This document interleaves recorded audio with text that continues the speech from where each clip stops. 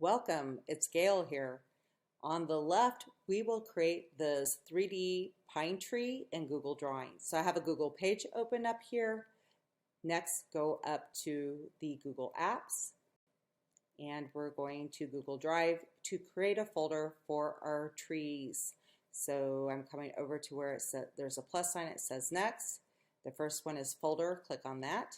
And now type in trees and click create. Once you do so, it will end up in your folders section right here. Just locate the one that's highlighted, but take 2 fingers and press down on your launch pad or mouse. Go down to where it says change color and choose a color for your folder. Next, go to new. Go all the way down to the bottom this time to where it says more. A second dialog box will pop up and we're going to choose Google Drawings. Once we are here, click on Untitled Drawing and type in 3D pine tree or something else, and then go to File, and we're going to move this to our file so we can find it easily when we come back to it. So going to More and looking for that tree folder and moving it over there. It lets me know where it's been moved. And now we're ready to add rulers and guides. To do so, go to View, and we're going down and clicking on Show Ruler. Go back to View, go down to Guides, and click on Show Guides. Now we're going to create a guideline to help us with our tree. So we're going to Shapes, and we're going to find a triangle first. I'm going to the isosceles triangle. If you like the look of mine, I'm holding down the Shift key when I pull out the shape. And I'm going to locate it over here, kind of line it up in the center on that one guideline. And I might make this just a tad bit shorter at the bottom here, so I can add, to make sure I have enough room to add everything on for this video. So I'm going to click off of this, and now we have that selected. The next step is to go up to the ruler and click and pull down some guidelines to determine where you want your branches to end. I think I will keep mine similar to this. This one might come down a little bit more. And that's pretty good. The next step is using the curve tool. To find the curve tool, you're looking for the line tool over here, and we're going to click on the toggle next to it and locate the curve tool right here. And it's a little tricky to use, so I'm going to count out how many times I am clicking on it to kind of show you where I'm stopping and clicking to make this tree. And for some reason, if you get most of it to look right and some parts don't work for you, you can, when you're done with the shape, you can move the points, the dots that you created, to see if you can get the shape that way. So I'm going to start at the top here. I'm clicking 1, coming inward, 2, 3, 4, 5, coming downward, 1, 2, 3,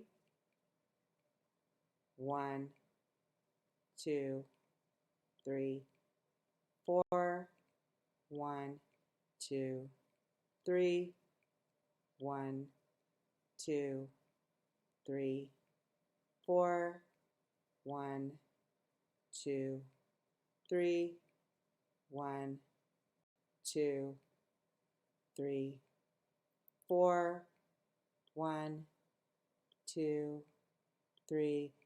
At the end here, double click, and it releases the line. Now I'm pretty happy with that shape, but if I'm not, I can change it. One thing that's really tricky about this tool is if I start to click again, it's going to start something like this. So to release that, I'm going to click Escape on the keyboard. Another way I could do that is go up to the Select tool, and the Escape tool and the Select tool will both do the same thing to release that line.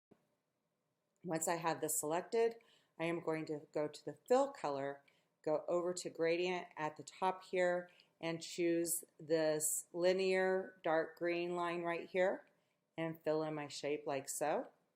If I don't like some of the shapes here, I can change it in a minute, but before I do so, I want to get rid of that black line. So I'm coming over to the pencil tool that says line color, and I'm going to choose transparent here at the top. While I'm here, I'm going to clean up my workspace a little bit by removing these guides. We no longer need these. And I'm going to double click on the shape here so that way I can see my lines, and if I want to change some of this I can just kind of move them in a little bit and see if I can clean up anything if I'm not happy with it. I'm going to keep mine pretty much like this, and so I'm going to click off of it. I'm going to get rid of this triangle because we don't need it anymore, so I'm going to select the triangle and click delete back or backspace on the keyboard, and now we have this. So I'm clicking back on this shape. I want to change the colors a little bit before I add anything else. So I'm going back to the fill color. The gradient's already here. These are the colors chosen. I'm coming down to custom this time. And I'm going to change this stop color right here. So I'm going to click on the right square. I'm going to come up to the select gradient stop color and click on the toggle next to it to locate the second green right here. I'm coming over to the left side, and I'm going to change this one 2 stops up from here. So 1, 2, and clicking OK. Now I'm going to duplicate this so that we can make the other side. To do so, hold down Command plus D or Control plus D, D as in dog, to duplicate. Now we're going to flip it by going to Arrange and going down to Rotate and flipping it horizontally. Then we're going to pick it up and move it over to line it up with this one. And you want to make sure those lines connect well there, especially if you don't want anything, showing up in the middle. And that's pretty good, but if it doesn't quite match up, you can always double click on these lines and move it over a little bit like this, but it won't change it too much. And that filled it in nicely. So done with that. I'm going to select the right one here, and we're going to duplicate it again, Control plus D or Command plus D, and we are going to make it a little bit more skinny by taking the right side and bringing it in a little bit.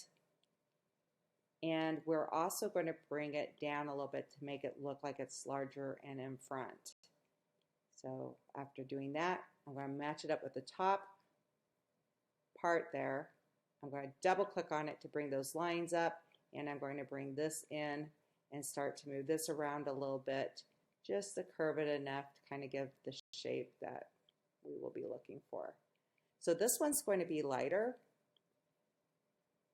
I have it selected. I'm going to change the color by going to the fill color. We're already in gradient, so I'm going to the custom gradient colors here. On this one, I'm going to change it to 1 stop up above. I'm going to take this one over here and go 1 stop up above from where we had it before too, and click OK. Now we're going to duplicate it again, Control plus D or Command plus D, and flip it again. Going to Arrange, down to Rotate, and flip it horizontally. Moving this one over, going to match it up in the center there. And we're going to change this one to a darker color by going to the fill color and going back to custom. So this one I'm actually going to keep on the darker edge. So I'm coming over here and I'm going to choose the very bottom color. Then I'm coming over to this side and I'm going up 1, 2 stops to there and clicking OK. Then we can deselect it and we can see how that looks, and it looks pretty good. The next part is creating some snow. I still have the curve tool on, so I'm just going to click on it, and I'm just going to click out to the sides here and make a little snow. You can make it curved any way you like.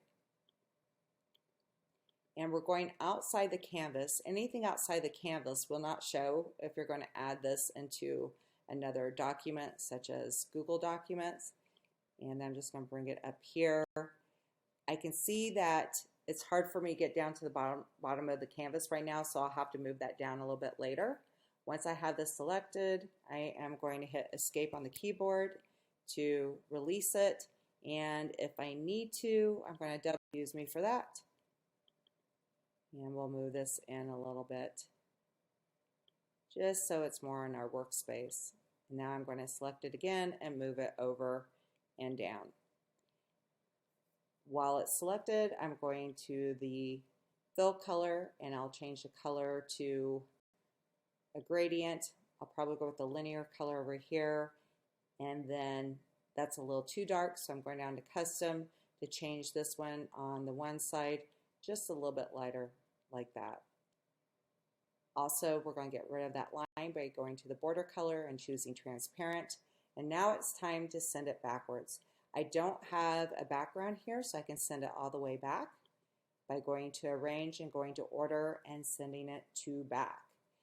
So imagine that it's like a whole bunch of papers that are stacked on top of one another. This would be one sheet of paper. This one would be the second one, third, fourth, and fifth.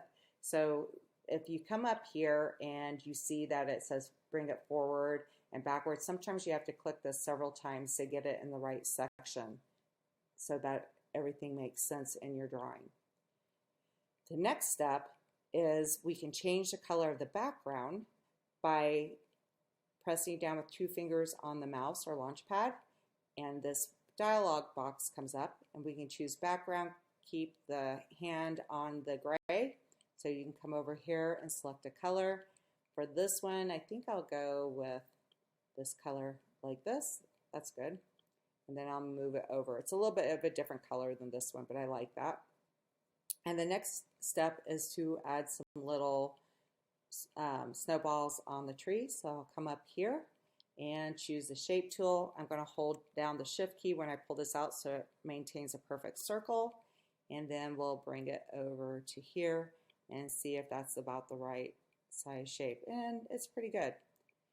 While I have that selected, we're going to fill color. We'll go to gradient and I'm going to choose this one right here. That one's probably a little bit on the dark side, so I'm coming down to custom. I'm just going to change this one to a little bit of a lighter color, maybe to this one right here. So 5 from the right. And that looks pretty good. So there's also a black outline around it. To get rid of that, go to the border color and choose transparent. And we have that ready to go. The next step will be to add the star. So I'm going to the shape tools and we're coming down to callouts. And the star is the 4th one in. I'm going to hold down the shift key and pull out the shape of the star. And we'll see if that's a little too big or if that works pretty well. Maybe I'll make it a little bit smaller. And we're going to do the same thing to the star like we did to the tree. But I'm going to keep this one as my background, you know, like we did here. This will be the background and we'll just create these 2 parts. To do so, we're going back to the line tools. We're clicking on the toggle and this time we will choose the polyline tool. Now it's just about clicking on the corners. So 1, 2, and we're only creating half of it.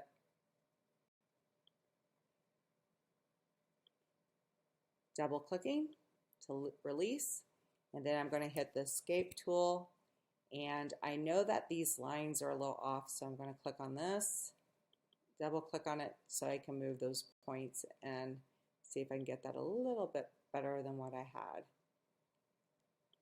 Because it's going to be on the inside and we're changing it, I'm not going to worry about it too much because the star shape is already there. And that looks pretty good. Next, we're going to the fill color. I'm going over to gradient and I'm going to choose this linear yellow. Actually, I'm going to choose the one in the middle because this one's kind of fun. I'm going to choose the radial gradient, yellow. And we're going to add a little bit more yellow in there by going to custom, and this one on the side, just going to make it a stop darker. So I think it's on that one. We'll go to here, and that looks pretty good. So now I'm going to hold it in and bring it in a little bit so it comes out. It's time to get rid of that line right there. So I will go to transparent, let go of that. It's time to grab a hold of this star, and we're going to change the color of this, going to gradient. This time I will click on this one, and that looks pretty good actually. I think I'll leave that one alone. Now I'm going to grab that one that we just made in the center and change that one to a lighter color by clicking on this one over here and taking it up a stop.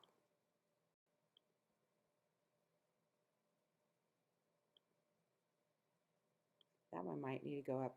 I don't know if I'm going to be able to get any higher than that right now. I'll show you how we can if we need to. And that one's not standing out too much, but it will in a little bit. I'm also clicking on the star to get rid of that outline. So I'm going to border color and choosing transparent.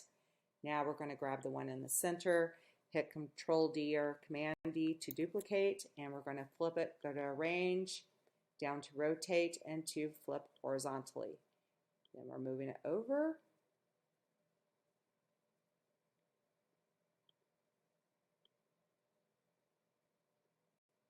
And we're going to change that one to, I'm going to start with this one right here, the linear dark gray, and that works pretty well. I can see that this one isn't standing out so much, so I'm going to click on the one behind, and I'm going to see if I can take that a little bit darker by going to Custom again, and I will take this side down. It's a little too much. Maybe I'll go down one stop, and maybe I should take this side down one too, and we'll see how that works. Oh, that stands out much better. Okay, cool. So we're going to click on the ornament right here, and we're going to duplicate this and place them on all the points on this side. So it's Command plus D or Control plus D. I'm just going to make several of these and start to move them over on the corners here.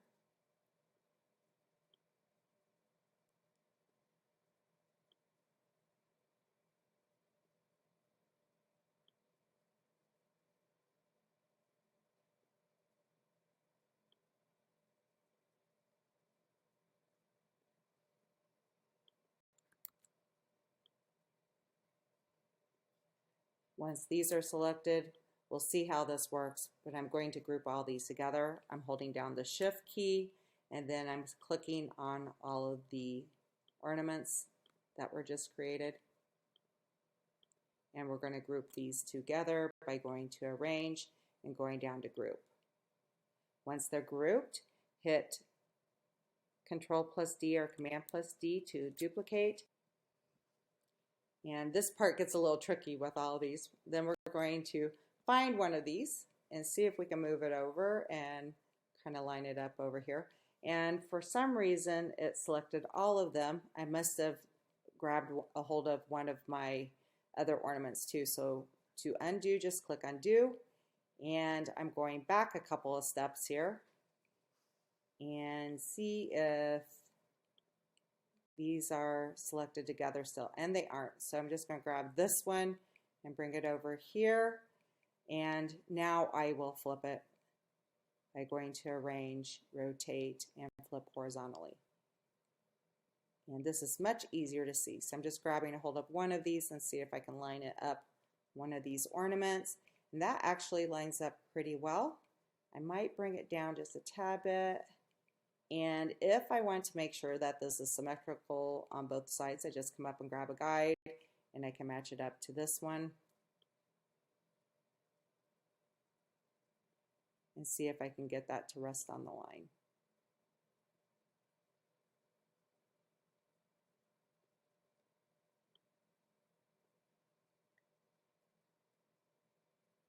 And that's pretty good. So that part's done. Now for the fun part, we're going to add some shadows. I'm going to move this over just a tad bit. And to find those, we have to select something first. You don't see anything up here right now, but we're going to select the tree. And I'm going to hold down the Shift key and select all of these parts right here.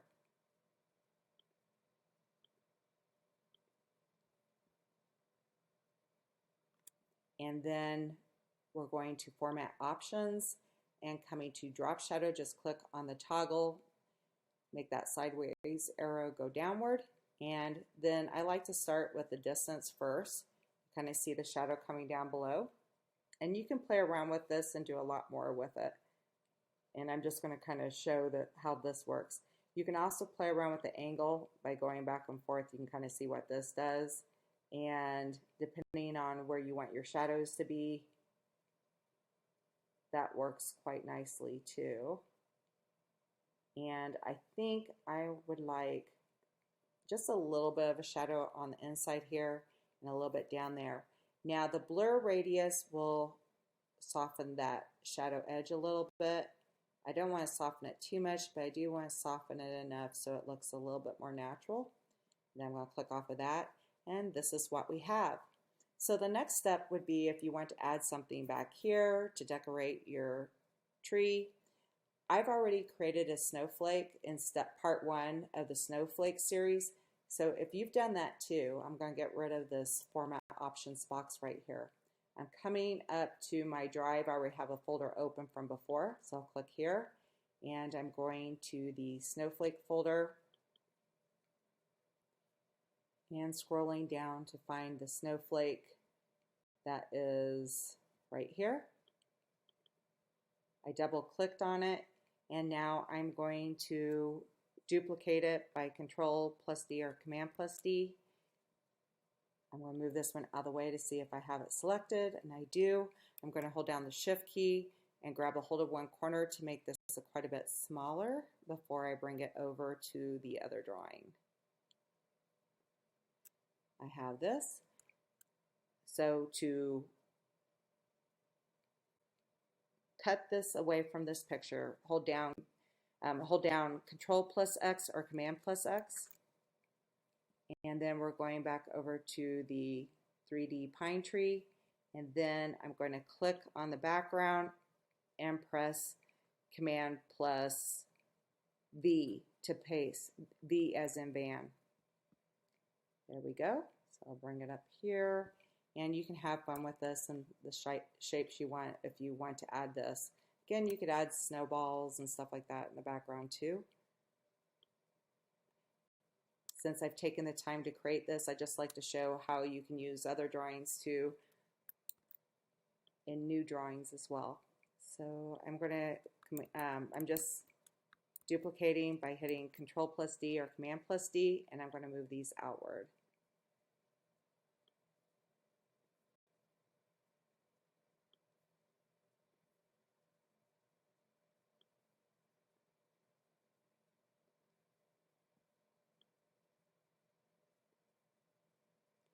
I like to have one odd one on one side for some reason.